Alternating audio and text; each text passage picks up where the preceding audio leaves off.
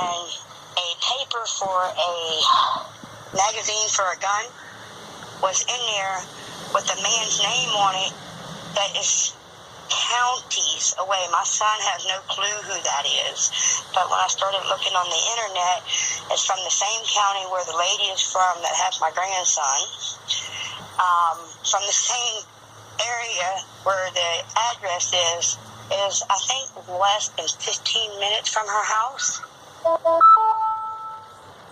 Interesting how that would end up in your vehicle, and it's not a photocopy, it's the original receipt from the gun shop. Yes. It's the original receipt for a magazine for a gun. So these were the events that led up to you guys pretty much leaving your homes. Where are you and your mother now? You don't have to give your location. We're traveling and trying to expose the truth and help other families that are victims of this crap. And you don't know where your kids are, your son and your daughter-in-law are in the wind, and you're trying to locate them. I am trying to locate them. I just found out that somebody else is talking on her Facebook. I've been messaging her all day, every day, and just found out that somebody else is on her Facebook, because they told me, this ain't her, please quit sending messages. So I told them to get off her Facebook, because he shouldn't be reading it. Well, and I've made attempts on social media to draw them in so we could talk to them. We wanted to include them on the podcast today. We can't seem to contact them by phone. We can't seem to contact them by social media. Obviously, we plan to do something with this evidence and get it outside of the state of Mississippi and hopefully get some attention to this, because these children have definitely been constructively abducted. This is a clear abduction based on falsified evidence with a woman who had the intent to take these children and knew she had the ability to do so because of her associations within the legal system in these two counties. And just to be clear, what two counties in Mississippi are we referring to? Harrison County and Jackson County. Now, if you look back in 2014, you will see that Nancy Schaefer, which I'm sorry she passed away, she was murdered for trying to break this case. She was a Supreme Court judge. That was in 2014. That's when it originally started with Toby, the oldest one. But they took him from Harrison County. They took him in Harrison County and took him to Jackson County to be adopted by the same judge that took the second one. And which one is that? Judge Fondren. So let's talk a little bit about these judges real quick. So tell us a little bit about Larry Bufferton. But first, who currently has the case? Who's the current sitting judge on this case? Supposedly Larry Bufferton. Okay. Now, just to lead up to that, in July, from what I could tell by reviewing the file, to me, it's when they realize this case is starting to fall apart. And three judges recused themselves. The multiple attorneys started to recuse themselves. It was pretty obvious nobody wanted to be attached to this because it's clear they were smart. They knew these records would eventually get out. They knew that this was falsified evidence. Anybody got into their hands. I mean, I think it was self-preservation myself. But the reason I want to go and talk about these judges is I believe it's Larry Bufferton in 2009. He's been reprimanded multiple times over his career for reasons that I feel he should not be a sitting judge. You're not the only one. Yeah, and we got a video clip from that, which was from the local news station where I believe it was a committee meeting, and he was reprimanded for appointing 3 DAs to sit on the bench. Now, everybody knows a judge has to be elected onto the bench. Now, hold up now. Do you know what his sentence was for that? I just read it right before we got on the phone. $100 fine for placing the people on the bench. And what court did he appoint them on? It was the youth? It was for a youth court. Everything that he's been involved in trouble, it's hiring people to represent in youth court. placing a child with false documentation. He tried to set up whoever turned him in. He sent out papers for something that should have never been sent out, but no one showed up but the people to get him in trouble. I reviewed the news clip from 2009. He was not happy.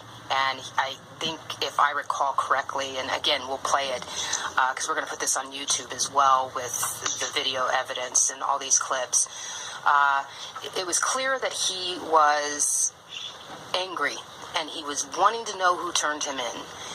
And I thought that was a strange response. His body language, he's arrogant, he was insulted that anybody had the audacity to question him. Mm-hmm. Is that kind of his demeanor in the courtroom as well? Yeah, because when he told my daughter-in-law that she had to get her out of there, it was his courtroom, and no one's going to speak unless he says so, and he's going to run it his way. It doesn't matter. It's what he says goes. Like on the last GAL report, not the one with the restraining order they tried to put on me before they even met me.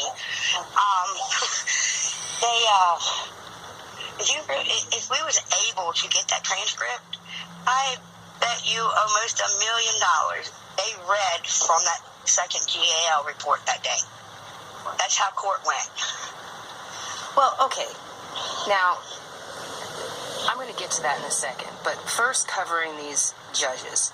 The judge that was on the case before, it was Fondren. Was he recused or was he dismissed himself? He dismissed himself. But he remained active signing documents, yes? Everything was sent to him. Like, if any paperwork that was after he dismissed himself, you will see different case files. Every time Ashley would get one of her lawyer friends to do something, they would open up a new case file, push whatever paper she needed, so no one would know the wiser. But everything, you will see MLF, Michael Fondren, or whatever it is, Judge Fondren, whatever, how they did it. But you will see his initials on that paperwork. That means you know it got sent to him. Or you look at a different case file number, you'll see 2 on the page. Or the front page might have the original case file, and then you flip the page and it says something else for the same document. Now, this is just my personal opinion, but again, I've reviewed the case file and I've reviewed a lot of the news clips of these gentlemen. I felt it was interesting that Fondren recused himself, continued to be active and signed documents, even though he wasn't the judge on the case. And I find it funny that the Fondren would come in to replace him, considering how reprimanded he was, what he unethically did, appointing 3 DAs to represent the youth court. But we're going to do another segment with you and go into this more in detail. But if we're going to be talking about conflicts of interest with Ashley and your attorney while representing your son, trying to adopt your child, I think we should just for a second talk about the fact that Judge Fondren is very interested in adoption, isn't he? He owns his own adoption agency, and on his website that was posted on his wife's page, it read, "Adopting a child is a down payment for your future."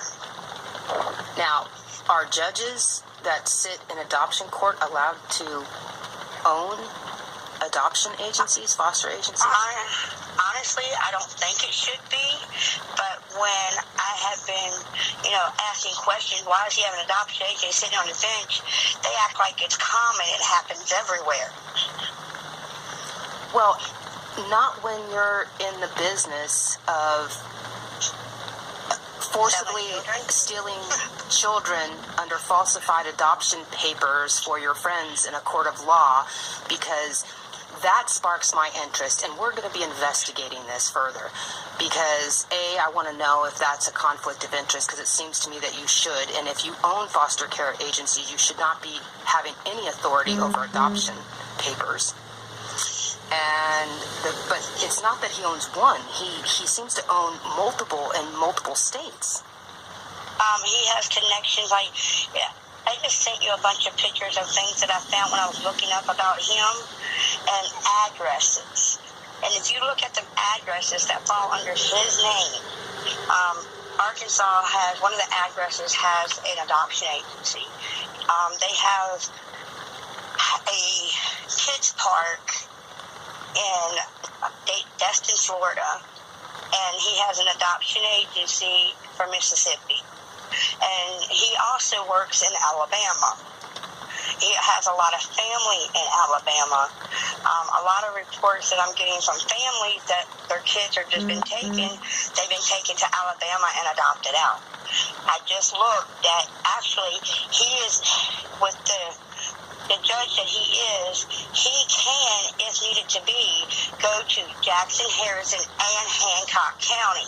Hancock County right now is having a lot of DHS issues, The whole nation is having CPS issues. Yeah, it is. But this is one of the reasons, like, there has to be something done about the fact that CPS is so gullible. And what I see is there's a lack of investigation. Now, but furthermore, what sparks my curiosity, as I start to read through so many cases, I have to wonder whether or not it's actual, are they gullible and they lack the investigative ability? Or is it that it's truly court corruption? But then when you look at the reports, they have clearly lied. Yes. And it seems that parents and families are just, once this is committed into a court record, there's no defense. There's no defense against this. It's a runaway train. There's no justice. It's running like the Wild West. And I have met with multiple attorneys, almost 24 attorneys who tell me we can't even take cases once they go down this route, because you have to literally pull back the layers of corruption and lies before you can even go in and clear your good name from the defamation, before you can get your kids. And in the case of your grandbabies, you're talking about a newborn who was not able to breastfeed. He was taken. There's the failure to thrive. That could possibly happen. There's issues with the children, but furthermore, a lot of these children are being abused after they're taken. But what's more disturbing, specifically in the counties in Mississippi that we're referring to, because we have more than one case coming out of these counties, is that these kids are being adopted out to foster parents who are literally generation after generation adopting kids, and not just one, not just two. Some of them have up to 10 kids. Yes, they do. My daughter-in-law and her brother are adopted, and her adopted family is family of the GAL, which GAL is family related to people in the court. They've been doing this for generations. My daughter-in-law, I hear the stories of what she says about, being locked in the bathroom. Her brother and her, they were made to fight with each other.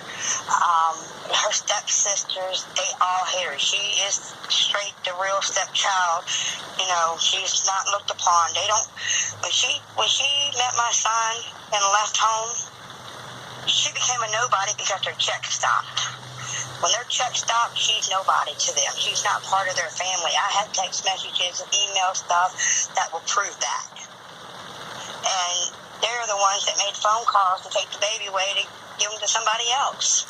Now, at the March 21st hearing, it was agreed that the youngest newborn would be given temporary custody to the paternal grandfather. But that appears, based on how the paperwork flows, once we took 13 hours yesterday to put it all together in chronological order, it clearly shows that was really just a temporary move to get the child away from the parents, away from you, who was also trying to get custody of the child. And it went to the person that they knew and who has a history of, by the way. And we'll get into that in the next show that we'll do with you. But it was clear that he had a history of handing children off to CPS, his own children. And so they went to the one, they gave custody to the one guy who they knew he would be willing to turn this child over. Yeah. It was just a facade. It was a facade. It was a well thought out play, and that's what I identified in this case, was the motive.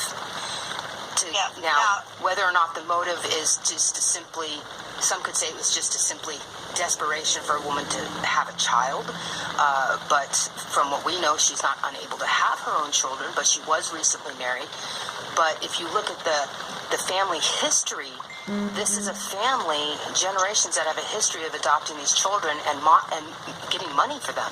And so you've done your research on what the foster parents are paid. So why don't you go into a little bit about that? Because one of the things we're trying to expose is the motive and the incentive on why these people are literally using adopted kids as a form of income. What I've found out over the years and stuff, and now the only reason I know about the money, because a couple of years ago I had 2 foster girls that I was fostering. I didn't know about getting money until I was doing my mom's disability, and the lady's like, well, I know them ain't your kids. Do you know, how long have you had them? And she started talking to me about money. And she told me that if you're a foster parent or you're an adopted parent, depending on the child's welfare, if she's sick or healthy or whatever, you get anywhere from $1,000 to $2,500 a month. $2,500 a month per child that's on mental health medications, that have medical problems, and all that good stuff. Well, and that comes into play with Title IV funding. And one of the things we're trying to inform taxpayers about, as the whole nation for years now have been concerned that, the next coming generation isn't going to have Social Security because it's running dry. But taxpayers, you need to know, these children are being paid for out of Social Security funds. Yep. Yeah. That's insane. I have a petition on my Facebook, on my child's page, as well as on yours, to sign to stop payment of SSI to adopted children only if the child has been adopted and there's been a jury of our peers, not who the court picks. Then yes, if a child needs it, and there are circumstances that some people just don't need their kids. I'm not saying everybody deserves their kids. I'm not saying everybody doesn't deserve their kids. But it seems to me that should be coming out of a different fund. Now, I'm not an economist, and I'm certainly not an accountant, but I don't understand why foster money is coming out of Social Security. And the one thing we have identified is that if the children are sick, they're worth more money. Yes. That's called medical kidnapping. That was my oldest son was medically kidnapped, or my youngest son, which is my son that has his kids kidnapped. His brother was medically kidnapped for adoption because he was sick. He was very sick. He was born with Alagille syndrome. But that was something I wanted to get into you with, because you sparked my interest with something the other day. I don't have a death certificate. I know his name. I have all his medical bills on my credit because they illegally adopted him without contacting me. I would like to work on that as well, because my son needs answers about his brother that he watched his dad give away. We will, and on this segment, we're just focusing on your kids and your grandkids, but there is another story there, and just so you know, this is going to be a 3-part series. Right now we're talking about the grandbabies that are what I feel need to be immediately returned, and then the next one we'll talk about your actual son, and then the third one will go back to your history, your family history. But here's the thing. Let's talk about where we're at now, and talk just a little bit more, because we didn't cover it, about how CPS responded when you called and reported that court officers had submitted fraudulent paperwork, and 2, called CPS to report a kidnapping. Yes, I did. What was their response? And we are going to play this because it's going to be long, but I'm going to play the whole thing at the end of the YouTube, and we're going to put this together. But people have to hear this. Now, just let you know, that's like the third or fourth phone call to them. So by this time, I was quite pissed off, all right? And I was demanding someone to come to the phone that is over that whole, area. And I had already previously called and tried to make reports of kidnapping, falsified documents, and they wouldn't let me. That day after I recorded the lady telling me that there was never a DHS case open in the matter of Benson Jacob Daniel Wood, she told me to call the 800 number back. I called the 800 number back. Every time I call now, they just pick up and hang up. It's like they have my number there, and it's given to everybody. If you see this number, just hang it up. Because I guess they know either I'm going to record them or they messed up. Now, when they don't talk to me no more, that was their response. Just don't talk to her. Let's just leave it alone. Yeah, call the hotline, fill out a form. There was no sense of urgency. I thought it was rather ridiculous. So let's get to what happened when you decided to report and ask the FBI. How did the FBI in Mississippi respond to you? The FBI and State Attorney General's office, they both responded was, I can't get past the front door. They don't handle custody cases. They wouldn't read the letter of the corruption about the case. And you need to leave and go figure it out. You lost your kids, there ain't nothing we can do for you. Well, and that's kind of what's pissing everybody off, is that it's literally very clear that they can just take a child, and because it comes out of family court and it's a custody issue, it becomes about, that's not our jurisdiction. But when they don't want to, but it's clearly their jurisdiction to investigate kidnapping, and they should at least be under the obligation to review the files. If these people had taken the files that I had and reviewed them, they would have clearly seen that these children have been taken. And if this was anybody else that had taken these children, if you and I had gone and just snatched a child from the playground, the FBI would be called, they'd be at our door, those children would be recovered and turned to their parents, and we would be incarcerated pending charges. This is what we're exposing right here. Why? Yeah. And the fact that as you go up the chain, keeping in mind as parents and grandparents and family members are trying to report this and nobody's doing anything, precious days are going by that these children are in very developmental years. And by the way, not just in this case, but in other cases, some of them are older. But either way, these children are being psychologically traumatized. And from what I can see, this is just a clear assault on the family unit. They are preying on families. And the saddest thing about your case is that this is a young married couple with two beautiful children that were happily married, been together since high school. They should have just been left alone. They would have lived happily ever after. And it all started with somebody starting an argument and lying to CPS. So the topic that this brings up is that, the